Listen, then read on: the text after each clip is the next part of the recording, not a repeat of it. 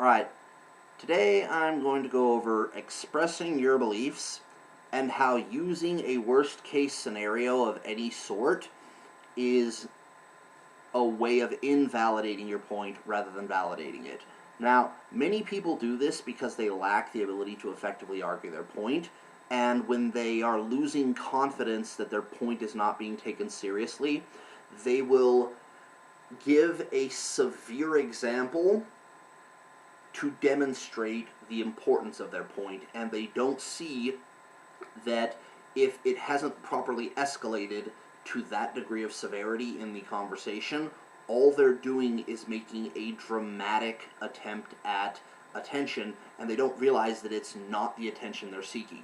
Now, just a little side note I'm going to cover briefly is that people who don't have the ability to effectively argue their point often have that problem because they don't have an effective command of the English language, or they're timid, or there are factors involving their social existence that have rendered them otherwise incapable of communicating properly. And these are people that shouldn't be pushed around or taken advantage of in a conversation or in a social setting just because they can't argue their point very well. So be a decent human being and let them discuss it on their terms. On the other hand, you have no right to be a jerk about it and push other people around if you feel your point is not being made. So we're not worried about the people who are simply too stubborn to admit they are wrong, because being too stubborn to admit they are wrong means they have a fixed point that they're going to make, and they don't have much of a desire to escalate. They just don't want to own up to how valid or invalid their case is. We're talking about those who demonize others for not sharing or opposing beliefs. Now, they tend to do so because they are incapable of discerning or opposing a point of view from an actual attack on their beliefs. Basically, you have a person who is so entrenched into their beliefs that they do not know if they are hearing somebody expressing their own opinion that just happens to disagree, or that their beliefs are actually being criticized. They don't even know that you can actually disagree with somebody, express that disagreement, and not criticize their beliefs. So everything is an attack on them and what they believe in. Now, many of these people deep down have one of two mindsets.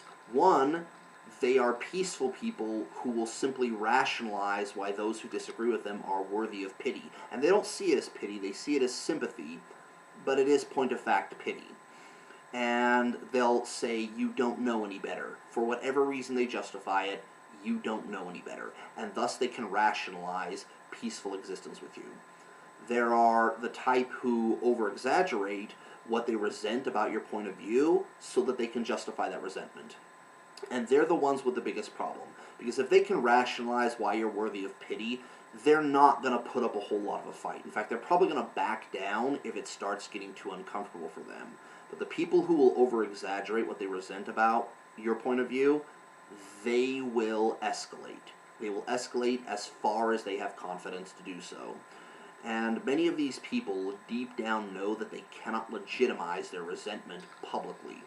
So it creates that subconscious dilemma of what are they going to do? Are they going to rationalize why you are pitiful, or are they going to rationalize why they need to escalate their behavior? And in either case, it's a default tactic for them to use worst case scenario. They will state the extreme circumstance that they can think of to justify why their case is that important. And I actually had a friend with me 2 days ago that actually argued the semantics of the word extreme, because she did not like that she was bringing up a topic and I declared that she was using extreme circumstances to justify what were still very casual circumstances of the debate, and she was so desperate to utilize those circumstances in her favor that she tried to argue that extreme was not the appropriate word and that it meant something else. So these are people that are very eager to make their point known, but because they don't know how, they will take the most intensified example they can think of and throw it out there to either discredit the person talking against them or to draw that sympathy they need to gain that advantage. Because basically, whether you have somebody who just simply wants a case to be known, or they genuinely want to be malicious and discredit you as a human being in that circumstance, their inability to make a point effectively will result in them taking whatever means they can, and they will approach it from any angle, which is using extreme and vague examples to either degrade others or play victim. And I'm going to do another video later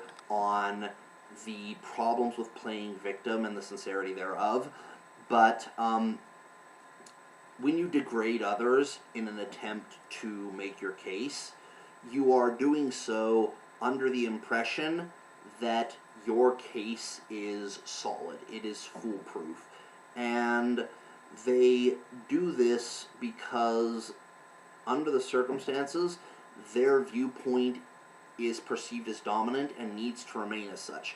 Because if it isn't dominant, then they're going to have a moment of cognitive dissonance where they come into question as to whether or not what they're doing is actually right. And since they cannot tell the difference between how they're making their point and the point itself, the belief, then their actions cannot conflict with the belief itself.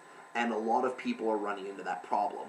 Their actions are conflicting with their beliefs, and they do not want to admit to that, because then that makes them come into question as to whether or not they're the most, that they are proper examples and citizens to represent that belief and to practice it. So they're going to naturally defend both the action and the belief simultaneously. So when they demonstrate worst case scenario, it is their most commonly used means of saying, you can't argue with me because this has happened, or this is happening. And they don't realize that when you're drawing from something that probably has a very small degree of occurrence compared to the rest of existence, that what you're doing is basically drawing upon a very dramatic, emotionally jarring, you're using heartstring tactics, basically pulling a cord on someone to try and make them feel too emotionally insecure to continue agreeing with you. And that's the ultimate goal of worst case scenario. I'm going to make you feel too bad to argue with me, because I am not above doing that to feel that I have made my point. And I will tell myself that I have made my point because I have succeeded in stopping you from making your point, despite the validity or lack thereof that your point has, or the validity or lack thereof that my point has. And when this happens over and over and over in society, you have two people on any side of a given conversation. Someone who wants to make their point known and is willing to do so peacefully, and someone who is not. Because if you have two people who aren't willing to do so peacefully, it ceases to have a impact on the world around it. Because when you see two people who all they're doing is pestering each other, you have no interest, and everyone detaches from that. They become an isolated incident. But when you have a genuine person with sincere thoughts and hopes of reaching out to somebody else with their point of view, and somebody else who isn't willing to take the situation seriously enough to not demonstrate worst case scenario as a standard example, because worst case scenario is just that. Worst case, worst possible outcome. It is not a standard example. And when people can't see that that jump in escalation is inappropriate, they lose the merit of being taken seriously by not only the person they're having a conversation with, but any peer that also sympathizes with the fact that the other person is simply expressing a point of view, whether or not they agree with them. So, if you're going to have a conversation with someone, avoid using worst case scenario unless the conversation you're talking about has appropriately developed to a point where you are on subject of worst case scenario. Because all you're doing is trying to normalize a very severe example to justify the standard of your point. And that's a very flowery way of saying you're being dramatic. That's my input on expressing your beliefs in this regard, and I hope you guys like what I did. If you enjoyed this video, please subscribe, and there'll be more to come. Peace.